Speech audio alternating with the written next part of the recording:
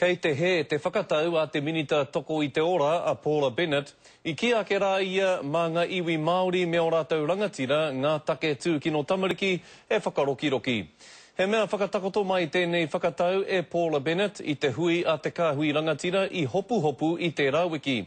Ko tētahi o ngā take matua o taua hui, he rapu kaupapa e tāi ai ngā tamariki e tū kino hia ana te whakamarumaru.